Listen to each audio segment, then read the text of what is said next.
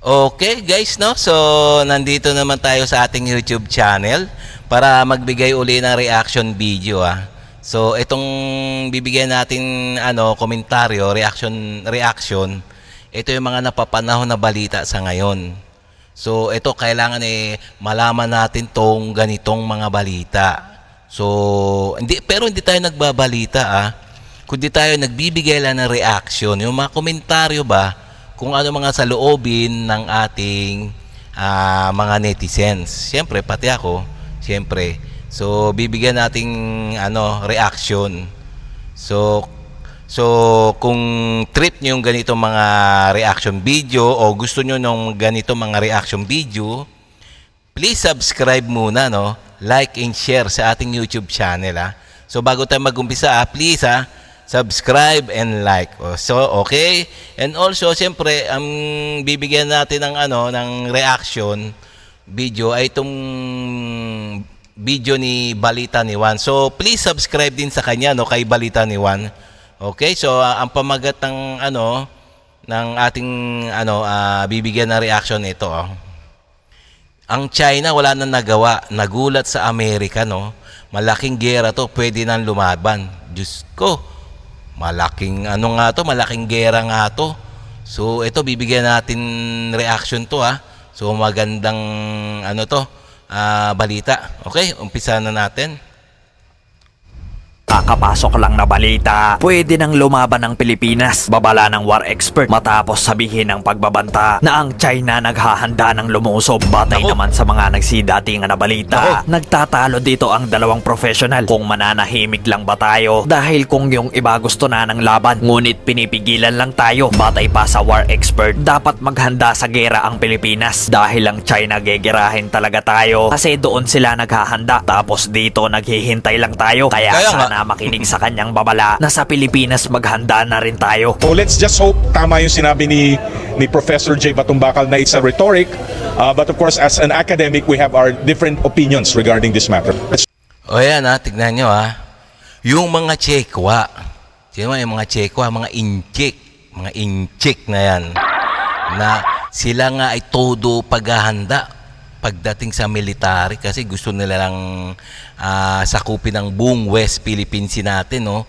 So todo paghahanda nila kanila mga military. So ayun ang samantalang tayo pinapayuhan ng mga ng war expert na maghanda rin. Ewan ko kung anong ginagawa ng ating gobyerno ngayon. Kasi panay ang sabi ng mga war expert sa atin na worst scenario mo at magkakaroon tayo ng problema pag hindi tayo nakahanda. So, ganun ang sinasabi. So, okay, diretso pa natin. Let's hope for the best and let's expect for the worst. No? Let's prepare for the worst. Nakakatakot. Hindi lang ho pang gigipit. Sooner than later talagang napipiko na ho sila Gagamit na ho sila ng dahas. One thing is clear ho, we have the resolve. We have the national resolve. Kung talagang gamitan ho tayo ng dahas, then we will have to face the consequence, and of course China will too have to face the consequence. Ngunit belta pa ni Ayun nga, di ba yung mga Chekwa talagang agresibo na. So talagang gumagawa na sila ng paraan o nananakit na nga Nananakit na nga sila tinira na nila yung yung resupply mission, binasag yung windshield, tapos yung mga tao doon sa loob nasaktan tinamaan ng mga bubog yata. Hindi yata nakailag yung mga tao doon. So sa lakas ng bomba ng water cannon ng mga incheck. Kaya ayun. So worst scenario, ang magiging worst scenario pag gumamit na sila na talagang yung bala na. So okay, diretso pa natin.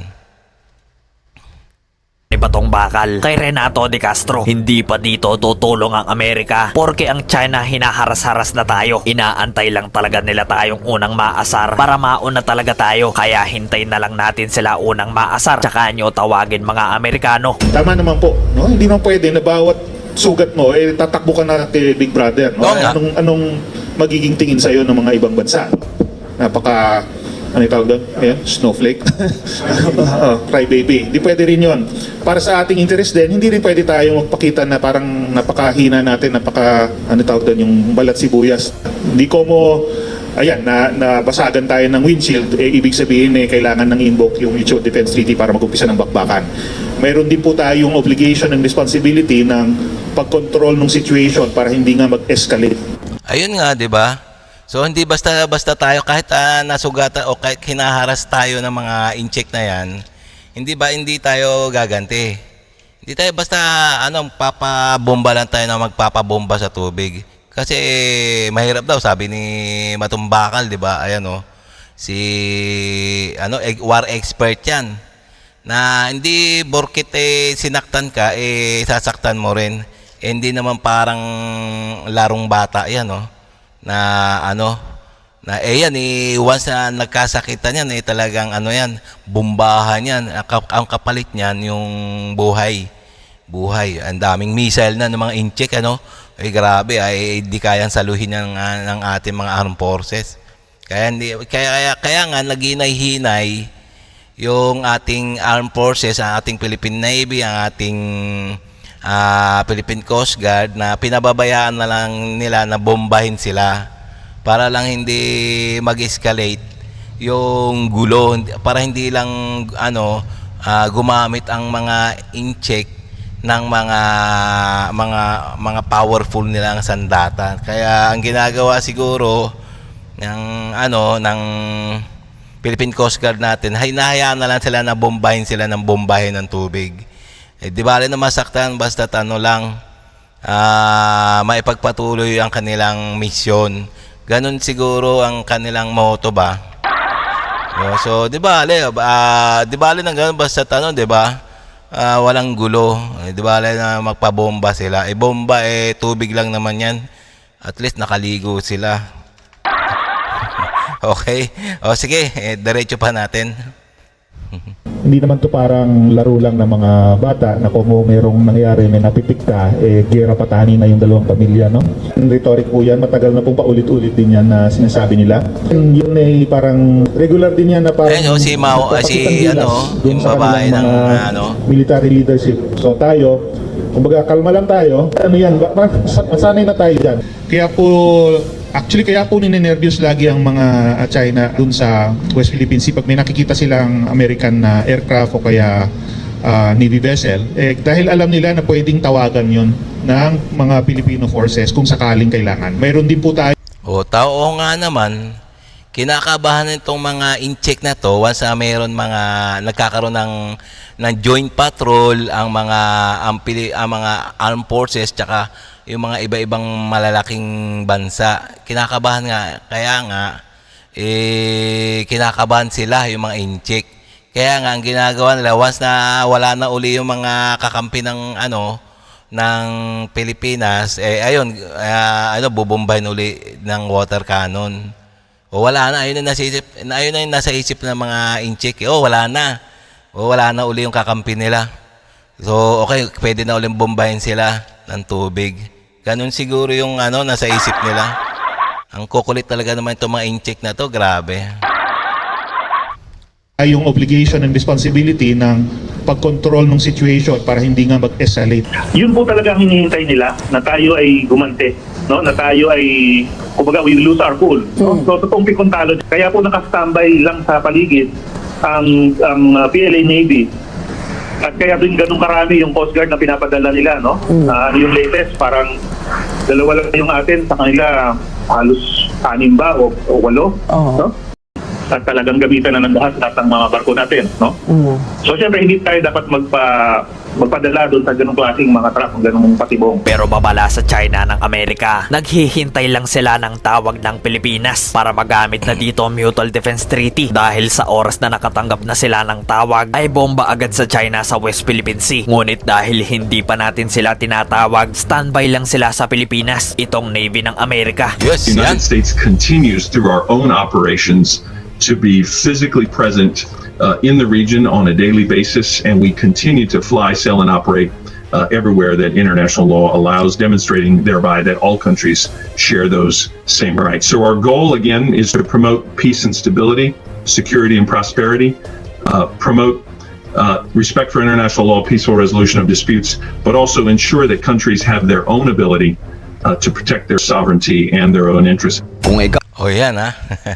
Yung Amerika ay gigil na rin na banatan tong ano ng mga Chekwa na to, no. Naghihintay na lang ng tawag talaga ng mga Pinoy, no, ng mga armed forces na pag sinabi, kinawawa na kami, binomba kami, ginamita kami ng ang kinetic.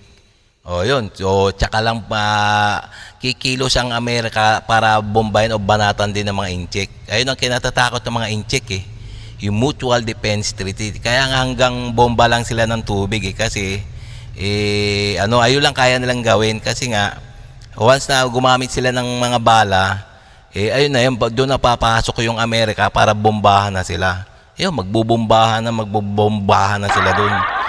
So, siyempre, damay na pati Pilipinas. So, sana nga wag ganun mangyari, no? So, okay, diretso pa natin. ang tatanungin Kawan, anong yung opinion sa balitang ito? Mag-iwan ka lang yung komento at atin na itong babasahin isa-isa. Kakapasok.